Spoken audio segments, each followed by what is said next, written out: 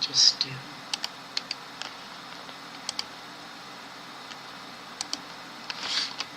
Hi, Mary.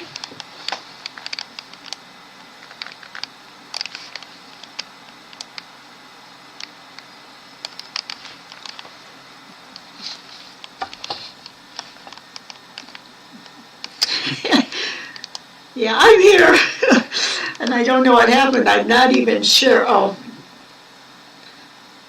I'm debating whether I should turn that light off, but I think that I need the light in the room, so I'll just try and keep my head in front of it and get my TV screen out of the picture here.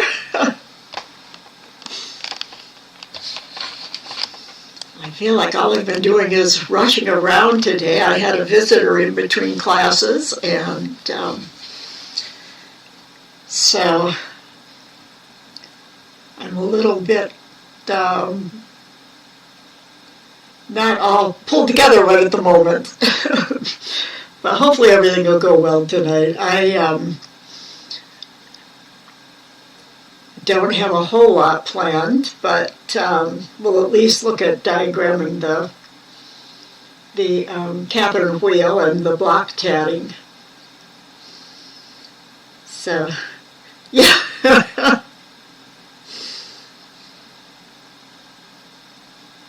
Well, thanks for understanding.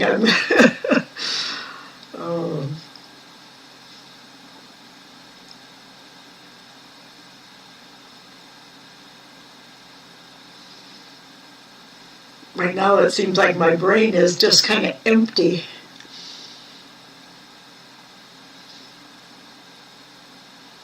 Although I'm still thinking about the Catherine wheel and how I want to use it in my design and all the new things and what I want to start out working on tomorrow.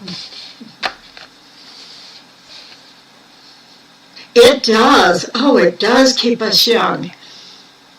And I mean, even attending these classes and me teaching them, I know keeps us all, everyone who attends, the two of us, helps keep our brains younger and learning new things. That's they're finding out a lot about dementia and all, but one of the things is that continually learning new things develops more connections in our brains. And that all helps. If we use our brains more often and learn new things and build new pathways, no matter how old we are building new pathways if we're keeping our minds active and doing things. So that's a good side benefit of what we're learning. And especially, I mean, learning a computer program like we are with Inkscape is really opening new channels in our mind. Oh, you want to do an unlisted video and send it to us? That'd be wonderful. What are you wanting to do it on? Or is it on your own design? Oh, of where you are in designing. Oh, that would be wonderful. Do you know, if I can get switched to the StreamYard platform, instead of using this streaming software I am now along with YouTube, I can actually have a couple of you on screen also. And we can share more, and that'll be wonderful. And that's something that I just need to make the time to try working with the other software. I'd love to see where you are in designing. That would be wonderful.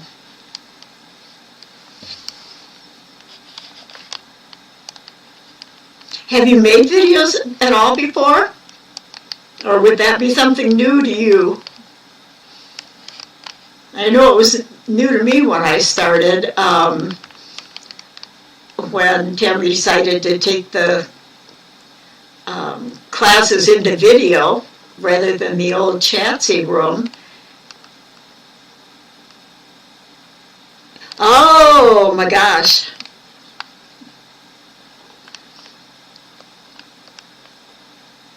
What software are you thinking about using? Hi, Katia.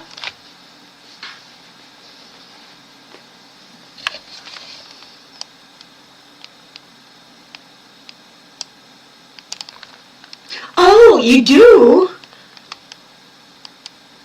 I don't know if I've ever seen it. Maybe I have and just don't remember. I think I might have.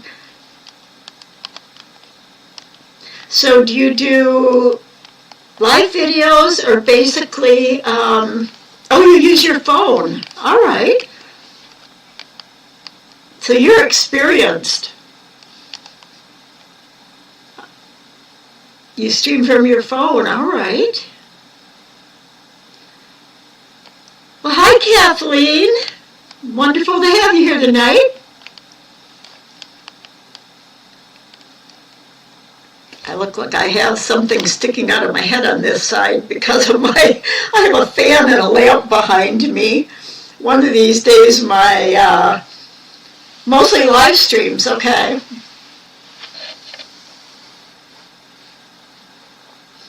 Wow, that's quite something. I'm still getting used to the live streams as far as doing it for more than just the class and doing it unlisted.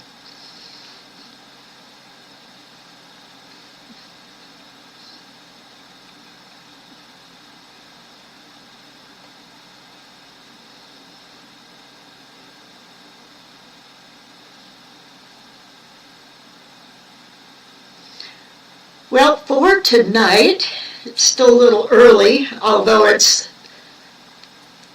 past starting our official starting time. I usually wait a few minutes before starting the class in the evenings, or even in the afternoon sometimes. People in the first 5-10 minutes seem to slowly come in. Oh, you'll try and do it this weekend. Wonderful. That's exciting. I did last week. You were here for a while and oh, okay. Oh, you know what it is, Kathleen? I thought I ended my stream, and I'm sure I ended YouTube, but somehow I think that something was still open. That's interesting that you were here and chatting with someone else. I think it's something that I didn't quite finish closing out of the afternoon session. So yeah, and tonight's session was a new, you had to rejoin the stream because it was a new YouTube link. Oh, you just got it downloaded, okay. Well, I don't have a lot new tonight except to show you, and that's going to be quick and easy, how to do the block tatting. You saw me watching, oh no, don't tell me you saw me watching TV. Oops, I just closed my,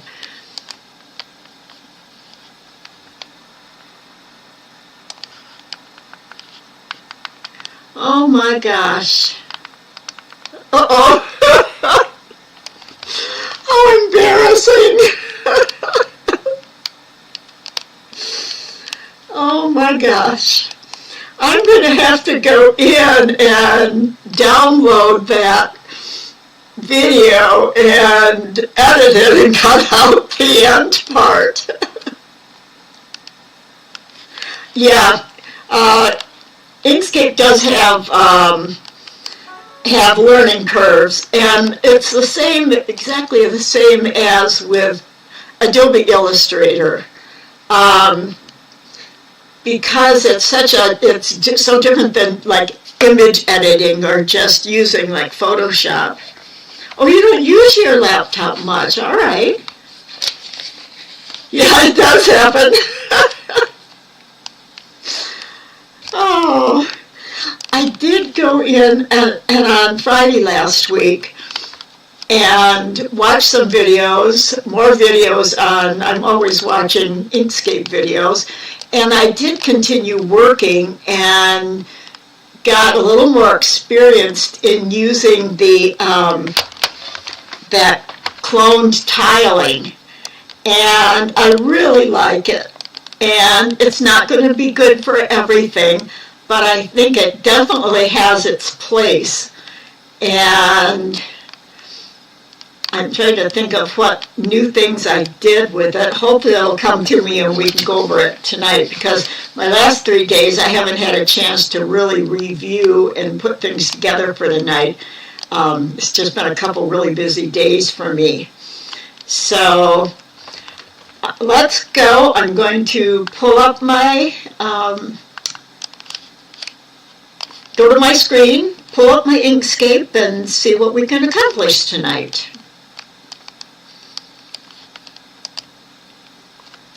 All right, gotta get my one program out of the way, pull up my Inkscape window. Now, hopefully you can, I better check and see. Yep, you're seeing my, okay, you're seeing my Inkscape, I can tell that.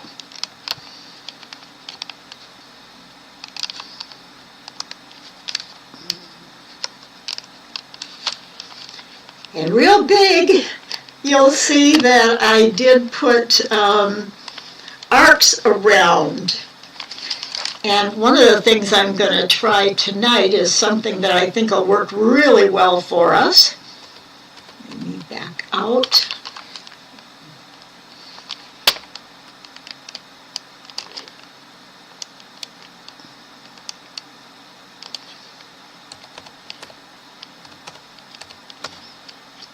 Oh, here's my page, huh?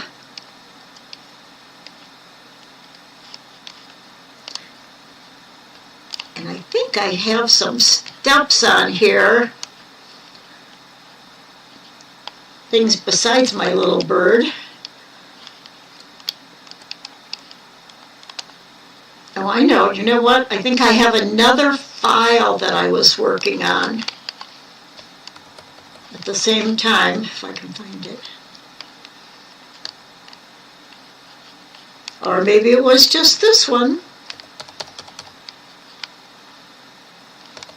Because I don't think I had gone as far as this in class last week.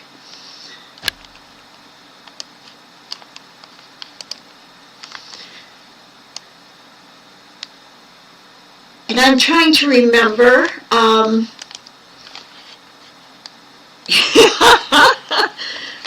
Like it, oh, how wonderful that is. Life is too short to stop learning.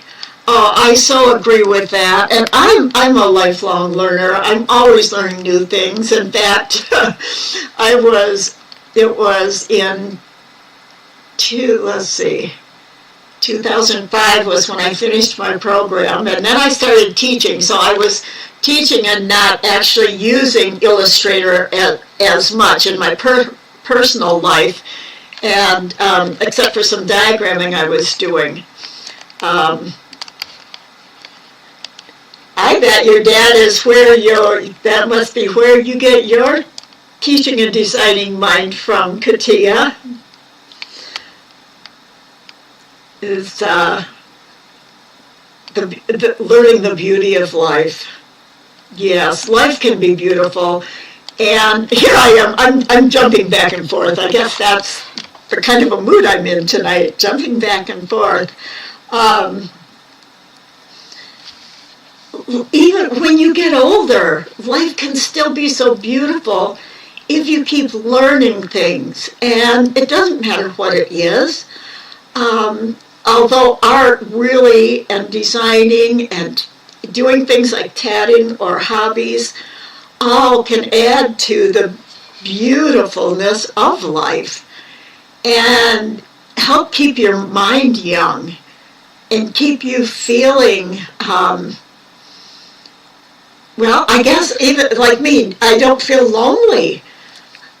even though I don't, people laugh because I don't go out of my apartment that much. And I live in a building, an apartment complex for seniors, and so there's like about 100, I think 94 to 100 of us in this apartment complex. But I'm always so busy, learning things for myself and to teach others in here. You never did one, so that's your next challenge. Learning how, yes, that can be a challenge. But it's like everything else, practice. Just takes practice, and I at least have fewer glitches now than I did in the beginning with getting everything running together. But I'm trying right now. One of the things I didn't do was review where we ended up last week and whether this week's the week I was going to talk more, or if I talked about the baseline and getting like even the chains to revolve correctly because of the baseline.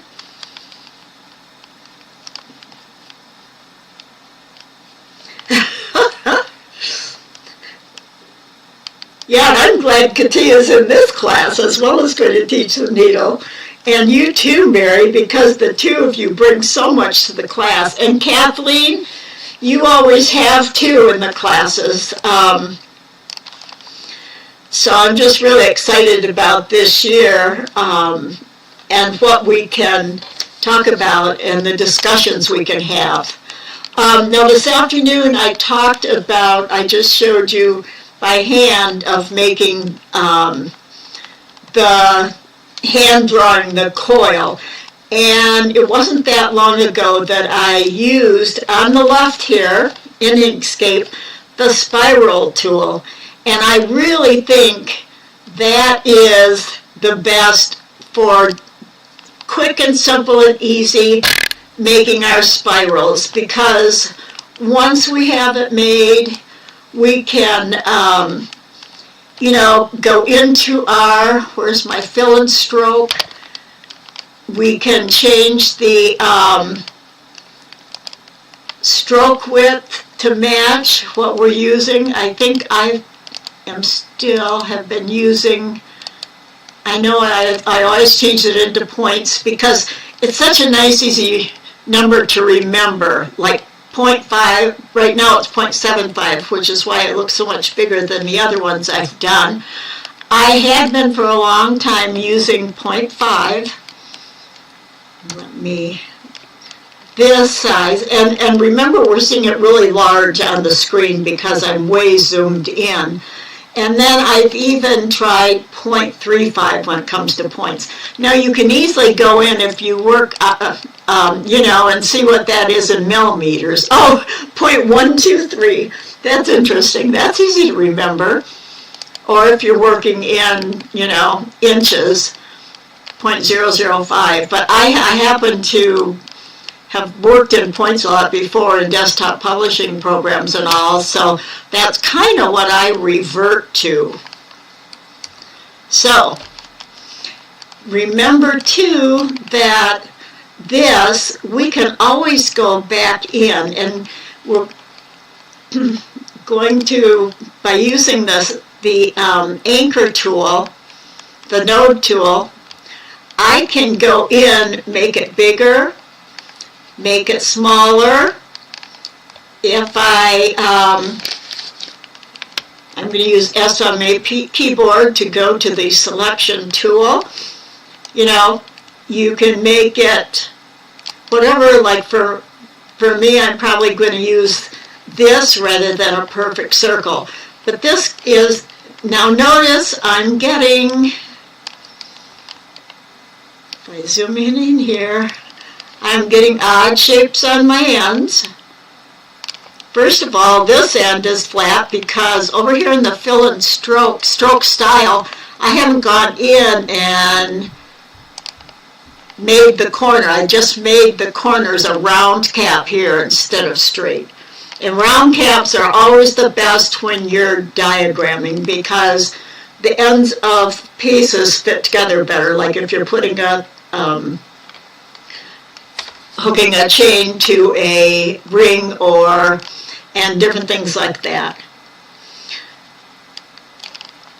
Now, the other thing that's happening here is I'm getting different width in my stroke. When I adjusted the size, my stroke scaled along with it. Again, something we've talked about before, but everything's worth going over a second time because that's how we remember and build those nice pathways. That's the word I should have used earlier, the pathways in our brain. We are continually, when we use our brain and learn things, we're continually building new pathways. And I think I've mentioned before how I've worked with, I tutored students who had brain injuries for the special ed department. And that was what they would have to do, is do things over and over again to relearn the things, and doing that built new pathways in their brains. Now, obviously there would be some injuries that couldn't, it depended upon the injury itself. But as long as their brain was still able physically to build these, then using their mental skills, and especially working in a computer program, they were able to build new pathways and learn new things. They just needed more repetition, which is just like what you need. And practice, as Katia said earlier, to learn this program. Let's see. I'll go back. I was going to talk about I think I'm going to have to close this up a little and move it over for me to see everything on my screen, along with the chat. That over here on the upper right, it always defaults back to scale stroke width. See how it's checked? When you open up your program and start, even though I was working on this before, last time I had it open and had set it to not scale, I'm going to uncheck it to not scale it. It default, when you close your program and reopen it later to work on it, it has defaulted back to the other, to having that box checked. Now, I'm not sure if that's anything that can be fixed in the preferences. I have not looked into that. But let me do a couple undos. I'm going to undo Control Z. I undid one step farther than I meant to. And redo is Control Y. Easy to remember. So now I have my thinner line. Control Z for undo, Control Y for redo. Now, hopefully, since I unchecked that, when I scale, yeah. See how it's working now? It's not. I've gone back to my flat end on my spiral, but the stroke is now not changing because I unchecked that. Now, sometimes if I go, now it does seem to be changing it in this direction. That may be something that, if you scale it up a lot, it's going to show. And I don't know about that. But, go back to the round. So this is something that does need to be played with a little, but it is so quick and easy to make your spiral this way. So hopefully we'll be able to utilize that. And if I hold, you can scale down and stay in proportion, of course, by holding both your shift and your control keys. Now, what's interesting and what I haven't tried is making a, like say we wanted we're working with block tatting, so we have a block tatted rectangle, we want to diagram it. Now, of course, one of the ways is to just draw straight lines. Now I can stay straight even if I'm not on a guideline by, of course, holding down the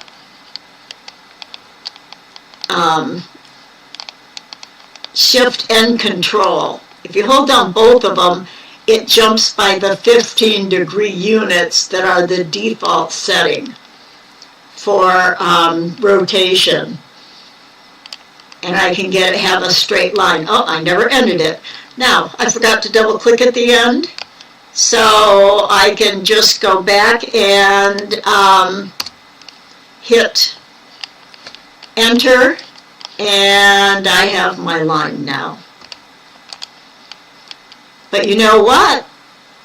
I'm still set on, this is interesting because what I didn't do, look what I got. It's tapering from end to end. That's because, let me see if this one's going to do it. Yeah, when I go back to my pen tool now, I'm not even getting a fill or a stroke. And since I don't have a stroke, I'm going to go down and hold the,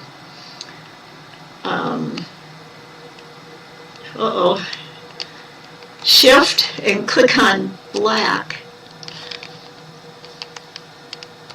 And again, I have a big line. I feel like I'm not getting anywhere tonight. You know, every once in a while I have nights like that. And I've got a big fat line. So I'm just going to back out some and use this line.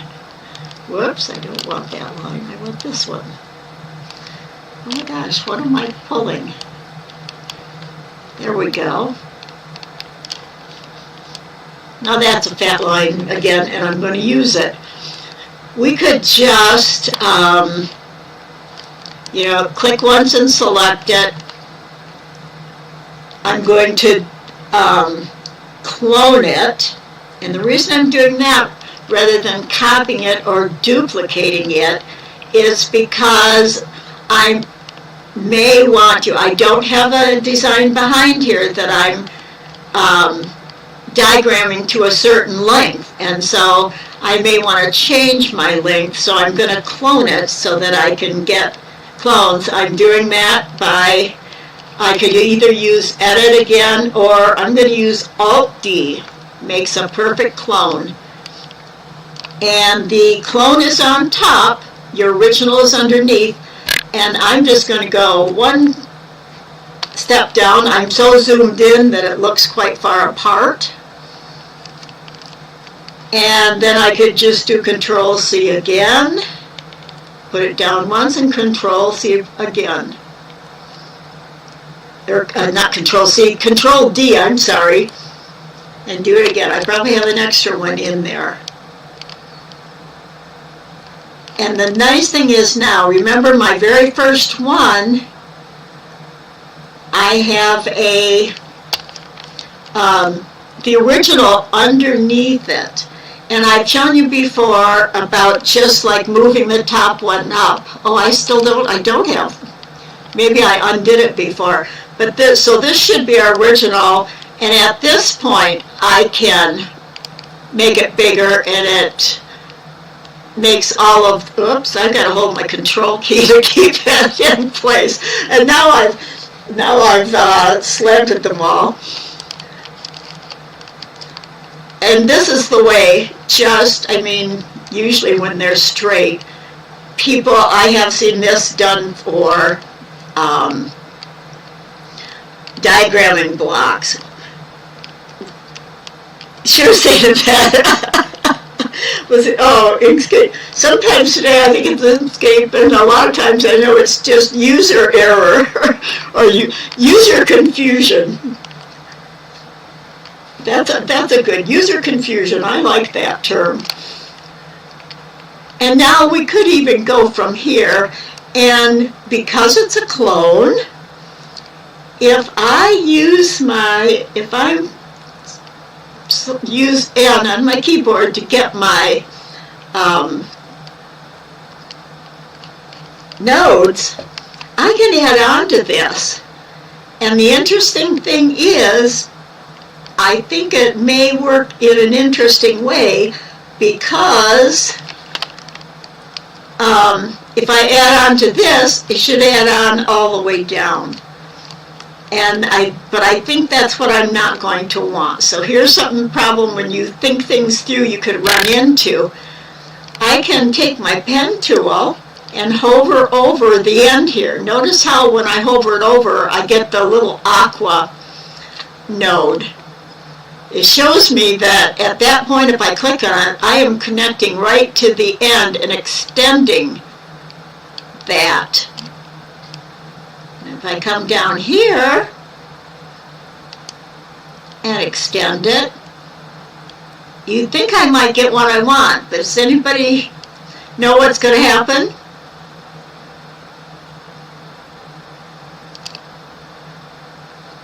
I'm going to hit end. Can you see what happened? Which is further complicated by the fact that I appear to have a fill. I'm going to go down to the white with the red X and get rid of my fill. This adds it on every side, and that's not what we want. The other method is one that we can't clone on because we need to draw our straight line, and I'm going to click to put a node right there. It did fill in, yes. And the other thing was that it added the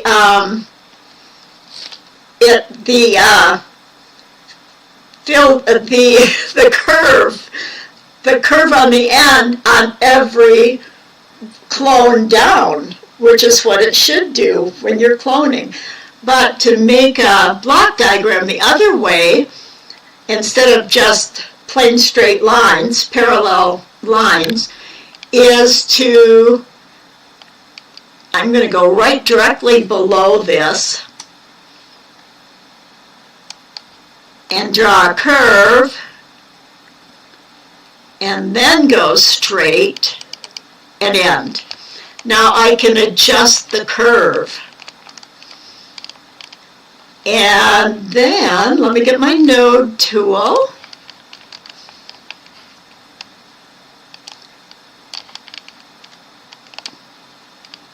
And I could get myself, I can even, one of the things to get this even is that I need a midpoint on the right-hand side to make this even. And what I can do for that is, I can either individually select these two nodes or just draw a selection box around it. Now notice both of these are yellow now. And if I go up now, since I have this one and this one, the beginning and end of this curve, I can go up here to the upper left, and right under File, you have Insert New Node into Selected Segments. And it'll insert the node directly in between, equidistant between the two nodes that I selected. So see here, but now it hasn't actually made this symmetrical curve because it made the node to go along with what I'd drawn. But if we select this node, the center node, we can easily go up to our third from the left of our little red squares on our curves and select Make Selected Nodes Symmetric. If I click on that, I guess maybe I need to, hello, why are you not working? I don't know why it's not working, but actually it should. Now let me select this, and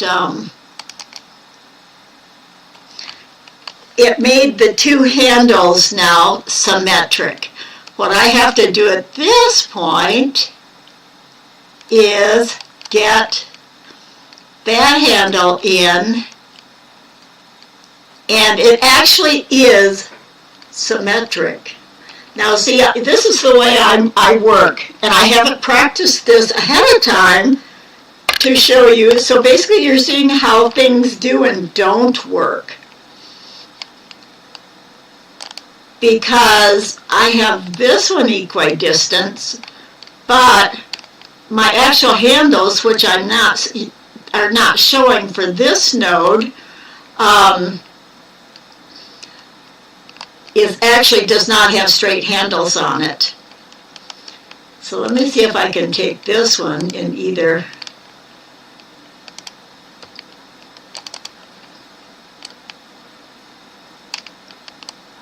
I think it's just simply not going to work this way. I can adjust both and get them to work together, but right now this is exactly why they say there's a big learning curve. When you're working with nodes, they cannot always react the way you think they might. Now I'm seeing this handle. I would have to get that handle straight down. All right, now I have, because I clicked back up here and I smoothed it, and now I'm going to make it equidistant, I can pull this one straight. Now this is the point where I might even have to go in and get it straight by pulling a guideline down out of the top ruler to get it straight. Get it straight, and then take away this handle. And now, there's a way to make this a lot faster, of course. But one of the things you have to learn is troubleshooting. Let me go back up, see if I can make that more symmetric somehow here. Get the handles together. I didn't get them together well before. So anyway, I'm coming out with what I should have. But it was a long way in making it, and now I seem to have something unconnected. So this is something I'm going to have to play with more too. But one of the ways I could draw it easier is to go into my document preferences, not my document properties, and I can get to that through here, this little diamond here, or I can go under the edit menu and I can go down to document properties, and I can get myself a grid. I don't have to make a bunch of lines, guidelines. I can go into up on top here, the menu, into grids, and I can make a rectangular grid. And I can just say new rectangular grid and make a grid. Now it says remove, so I probably have a grid. Do I have this grid all the way on already made, I think? And I just maybe need to go in and view it. Under the view menu, guides, and it says page grid, but I'm not seeing that. I need to view guides. Show and hide, okay. Show and hide my rulers, palettes, stylus, but oh my gosh, tonight's one of those days. And now I can show my guides and hide them. Well, you don't. I must have asked a question, you don't, okay. For some reason, putting a rectangular grid, am I missing? Maybe I haven't scrolled down far enough. Remove.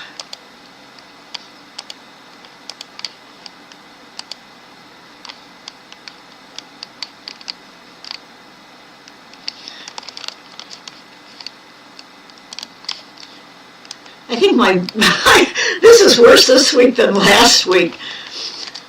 Anyway, I'm just going to hand draw one. Let's see how I would want to do that.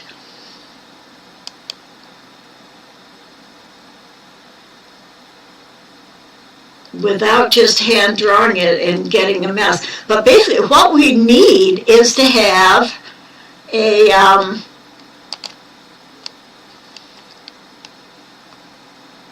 maybe I'll just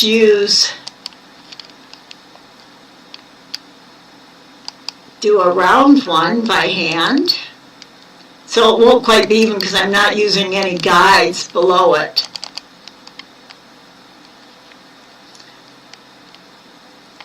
And I didn't even go all the way over. Let me pull out a guide. I'm going to work on the best way to do.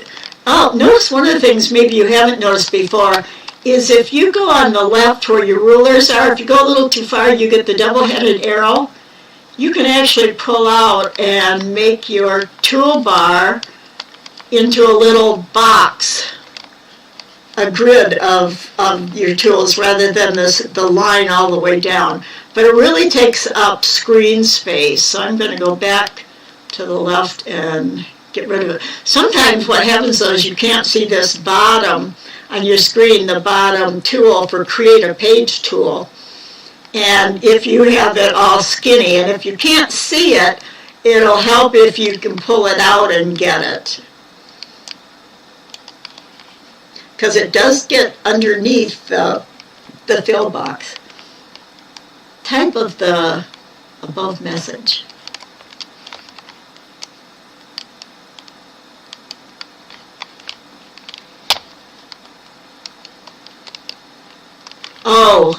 You don't usually use the make a selected node symmetric. What you used to do is select the node where you want it to curve smoothly and use the make selected node smooth. Yes. Okay. Yeah. And that's what I was trying to do. This way, you'll notice I didn't even get straight lines. I wasn't paying attention to getting straight lines. I'm going to use my node tool and hold my shift key to, oops, I don't mean to pull out that handle. I want the node to go over to be even.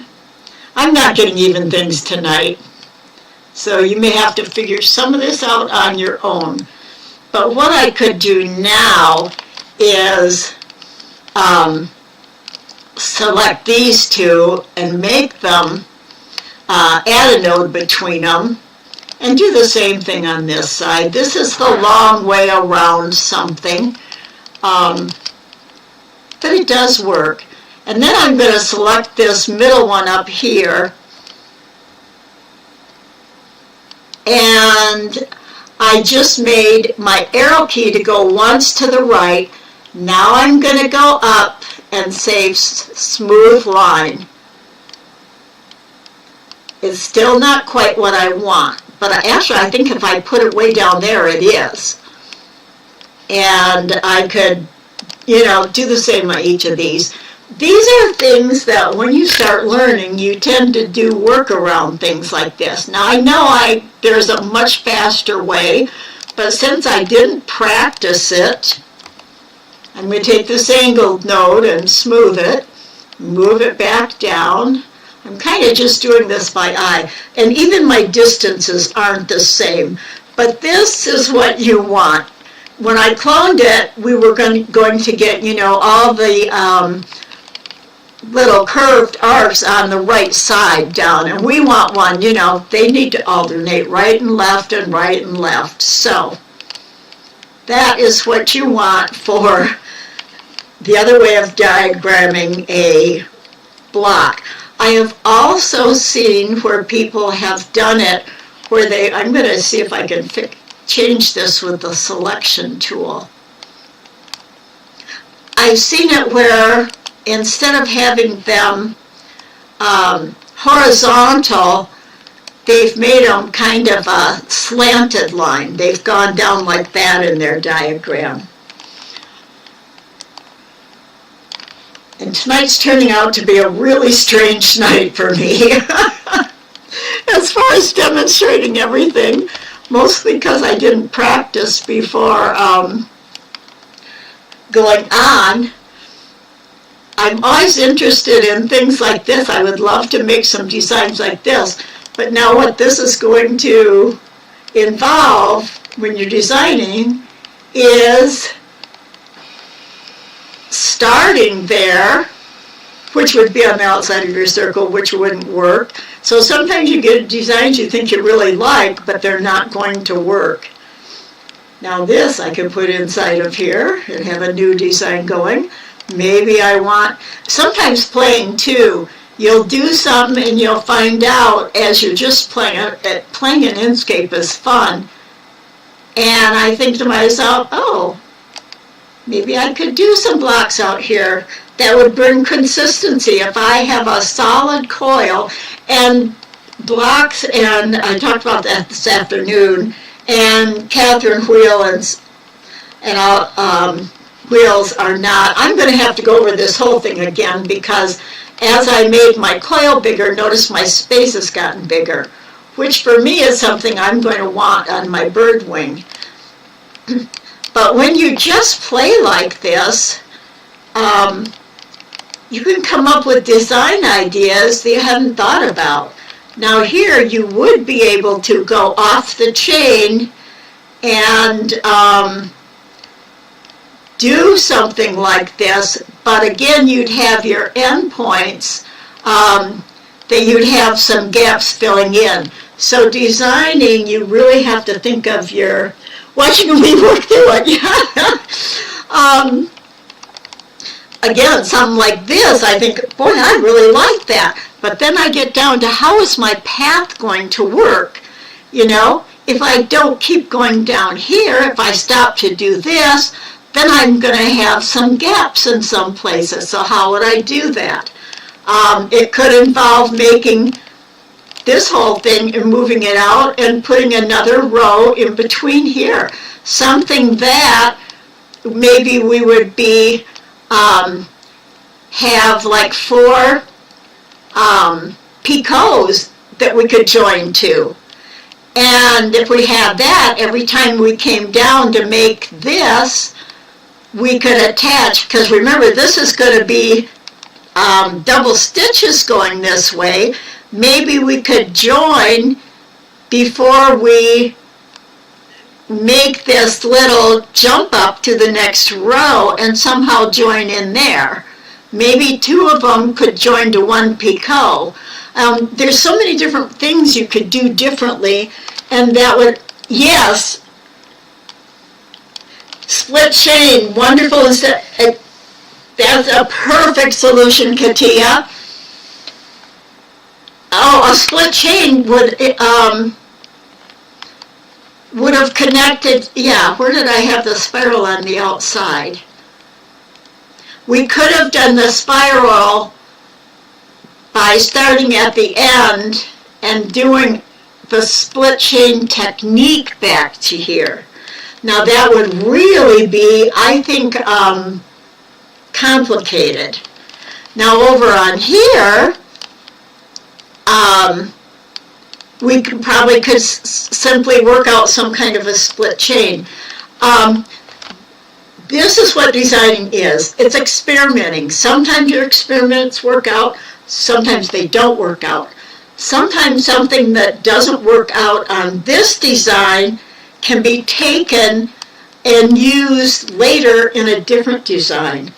And it's the same about deciding which joins you're going to use. Now, I think, to me, I'm so intrigued with it, I may try to work out something.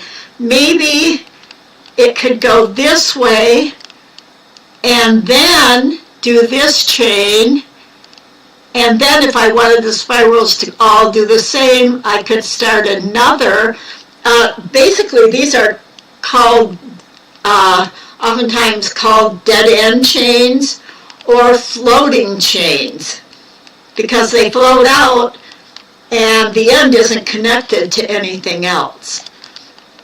And so you have to work them back. you can work them back easily with a lot of times people will do a dead end chain will be done with unflipped stitches.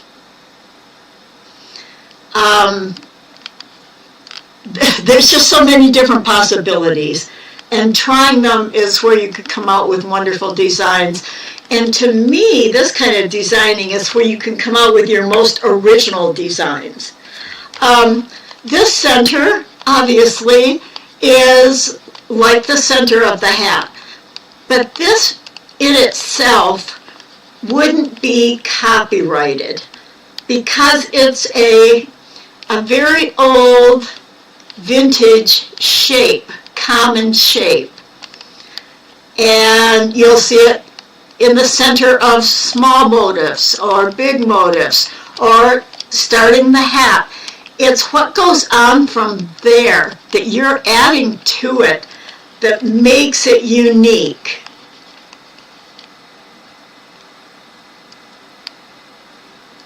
Yeah, I do too. Think the floating chain would work. Now you'd be doing a pattern that would be for more, and we have to think about the levels of tatters that we're doing our patterns for, and it's always best to label your patterns. And it's hard, though, sometimes to decide between what is a beginner pattern, what is an intermediate pattern, and what's an advanced pattern. And there are some things that help with that. I haven't talked about that for a long time, and definitely not in this class, even the last few weeks of the previous session of this class. About how you decide what's beginner level, what's intermediate level, and I do have some helping things for that, and we can talk about it, and it would be a good topic because I haven't in years talked about that. So this for me is going to be about it for tonight. But just start playing, learn to use the program, learn to use the different tools.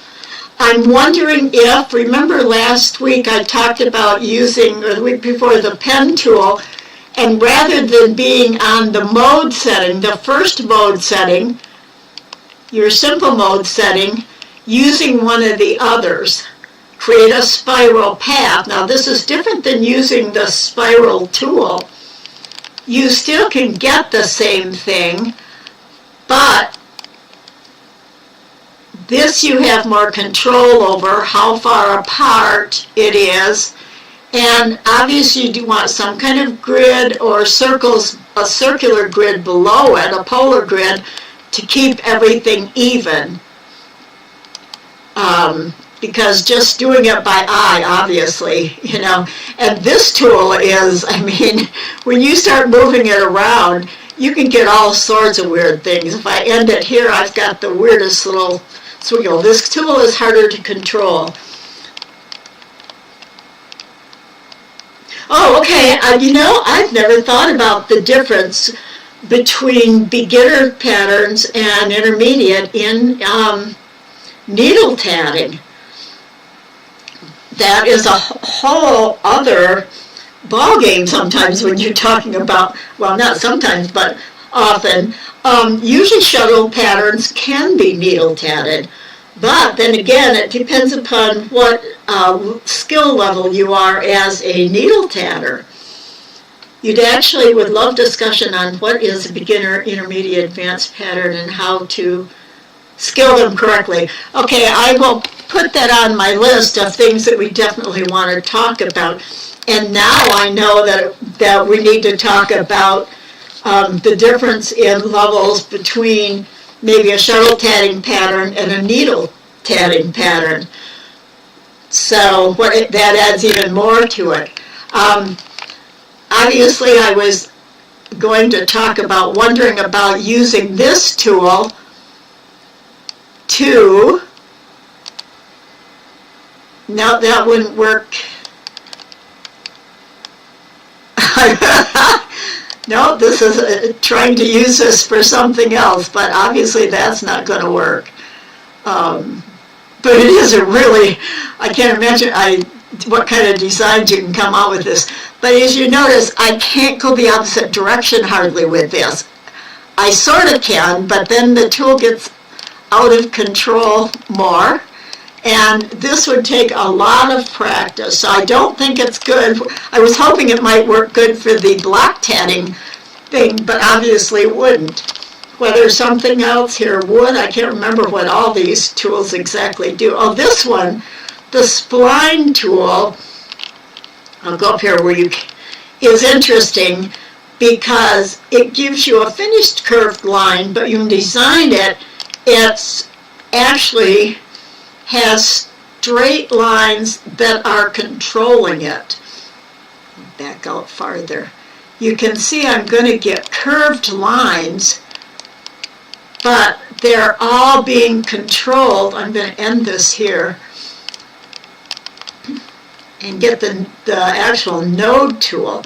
So you can see that I have not only the line I created, the curved line, but I have I don't know if I know you don't call them guidelines, maybe they're called spline lines, because this tool mode is called the spline mold. No, I can't, I've got my node, my command bar up on top is for the node, for the pen and node pen tool, and not for the, or for the pen, for the node tool, because I have the node tool that I'm using right now, and the nodes are selected, which show the basics of the, let me click on the pen tool and go back to this spline, a B-spline. It's called to create a B-spline path. And so when you're using your node tool, you're seeing these, and these can control your line also. So this is a much more complicated tool and can be fun to play with. We still can use, oops, I'm in my node tool. I'm thinking I should be able to still, I guess my handles show when I click on here. I don't know if I can even control the handles from here. It's all controlled by the B-spline. So that's something totally new and different that I don't know how to use. So that's it for tonight. I will get a more an organized lesson put together next week. And I know I wanted to show you how I started adding more things together, and I think it's on a recent document what I was playing with, but I don't remember which one it was. This, no, I know it can't be this one, but no, this is when I was playing with a different tool, I think.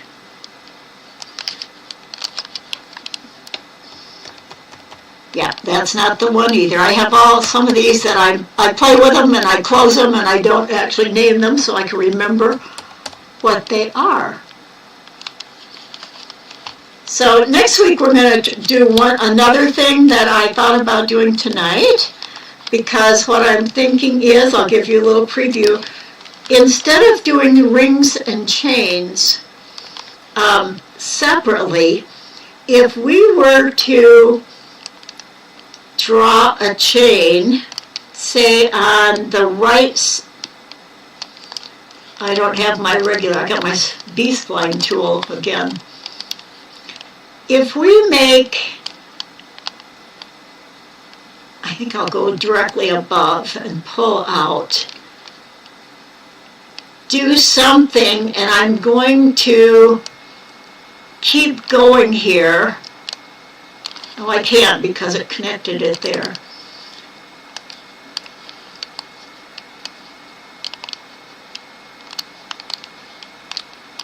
Now I'm totally getting something. Okay, I'm thinking about a ring with a connected chain on it, drawn all in one piece, and that we would have this whole piece, and if we clone the whole piece that already has the chain on it, and then we start cloning it around the circle for clone tiles, we wouldn't have to go back in and add our chains. And so I need to start doing some more things with that.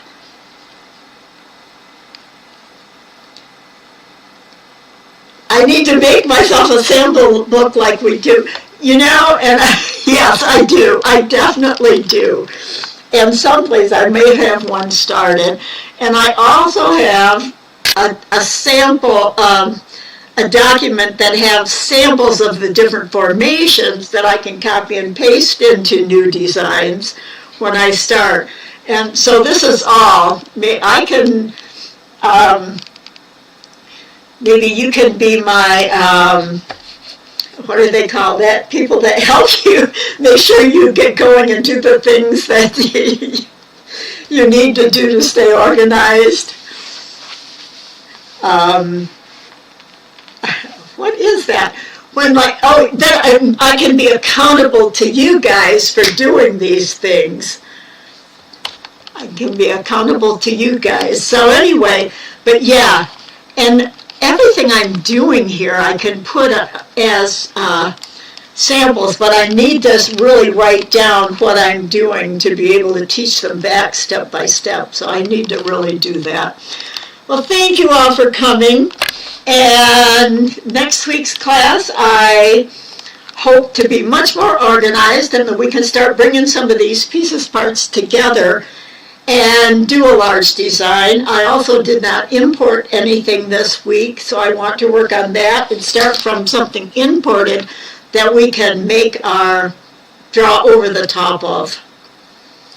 So, I'm happy to have you all in class. Thank you for coming. I hope you had fun. And I will see you next week. So, bye for now. Have a good week. And now I'm going to have to find my screens to stop everything.